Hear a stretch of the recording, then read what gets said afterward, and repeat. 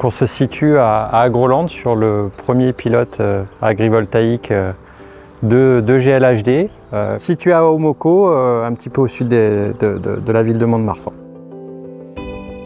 Donc ce pilote a pour vocation à tester les interactions entre des cultures et des structures agrivoltaïques.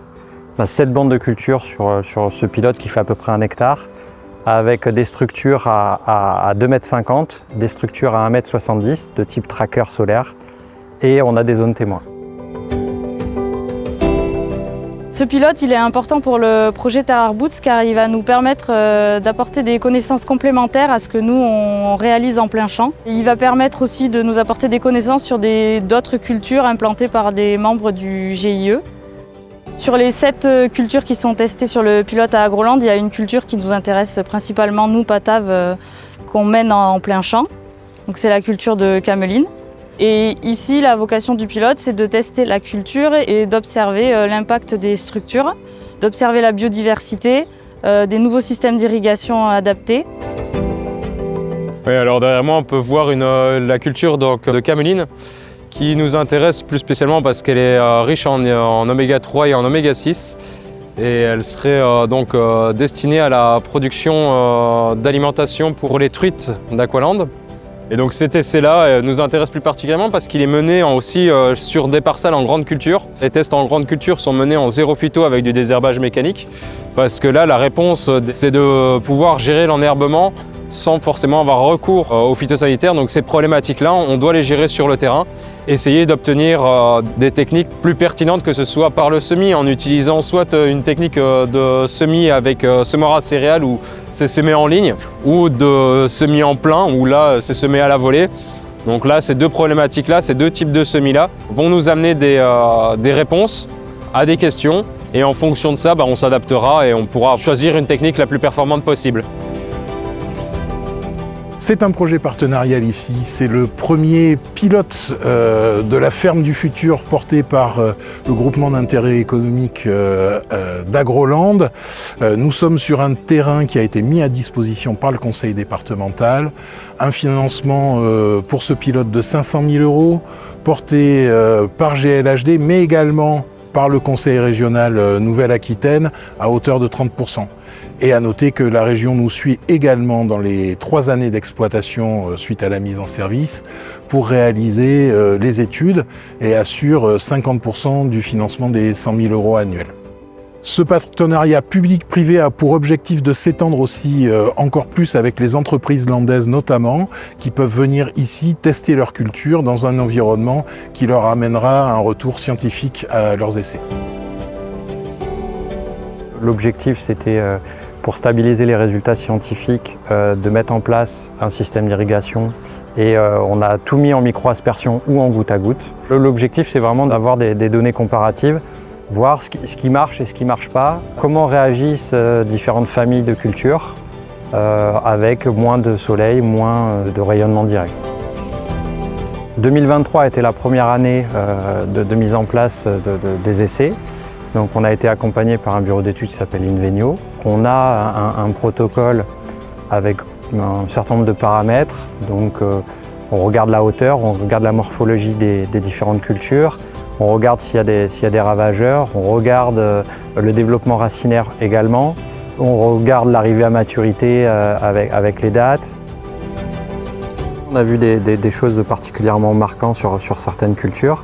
On a pu constater, par exemple pour le chanvre, qu'il était beaucoup plus développé sur des structures, sous les structures à 1,70 m, contrairement aux témoins ou aux zones à 2,50 m. Et on a pu voir aussi, par exemple pour le chia, que les fleurs étaient beaucoup plus développées sous les structures que sur la zone témoin, avec un niveau d'irrigation bien évidemment identique, donc ce qui démontre un effet favorable pour ces cultures-là. Mécanisation, c'est trouver un moyen qui peut être à la fois économe, de toute façon qui sera économe en phyto parce qu'on n'en utilisera pas. Il faut juste répondre et donner les besoins à un constructeur qui peut y réfléchir ou en partenariat avec nous. Et de toute façon, il y a déjà des exemples d'agrivoltaïsme en France où la mécanisation se fait déjà dessous et Le matériel qu'on a actuellement, il évoluera peut-être. On changera peut-être de dimension de matériel, mais je pense que tout est possible au niveau de la mécanisation. Sur le pilote, ici, il y a plusieurs systèmes d'irrigation qui sont testés. On a de l'aspersion avec des sprinklers qui sont à petite hauteur. On a du goutte à goutte aussi. Et tout ça est géré avec des sondes capacitives et des stations météo qui nous permettent de faire des apports en eau plus économes. Le but de ce pilote, c'est aussi donc de tester des nouvelles techniques pour limiter l'enherbement des parcelles et des cultures, surtout ici au niveau des pieux des structures photovoltaïques. Donc le miscanthus va permettre de limiter la levée des herbes. C'est une solution sur le long terme. Ici, le paillage a été effectué en début d'année et il est encore présent aujourd'hui. Cette année, on envisage donc du maïs, des haricots rouges, de l'edamame, donc on a des asperges, le maïs épi, la betterave rouge aussi, on a une réflexion sur la betterave rouge, on a une réflexion sur le sésame aussi, on pose la question sur le brocoli. Voilà, on va essayer de mettre en place ça pour 2024. Mais on n'a pas de limite sur les cultures, on essaye de tester un peu tout sur le pilote, c'est vraiment l'objectif, d'alimenter le pôle national de recherche aussi, ce qui nous permet également d'avoir de nos confrères aussi un certain nombre de résultats, puisqu'il y a d'autres pilotes qui existent en France ou qui sont en train de se mettre en place. Donc l'objectif étant de pouvoir faire des projets qui sont de plus en plus pertinents.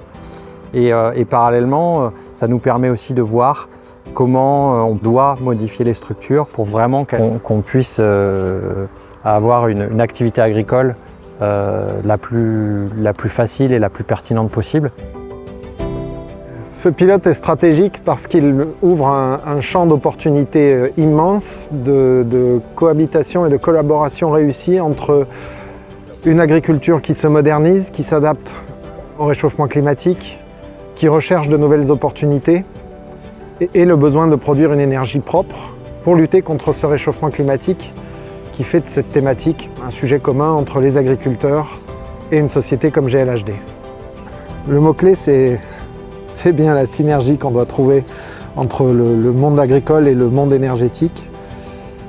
On a bien besoin des deux et l'agrivoltaïsme n'est certainement pas la réponse qui sauvera le monde, mais une réponse qui est intéressante dans les territoires parce que là où elle est bien développée, ça amène une dynamique et ça redonne de l'espoir à beaucoup d'agriculteurs qui en ce moment en ont bien besoin.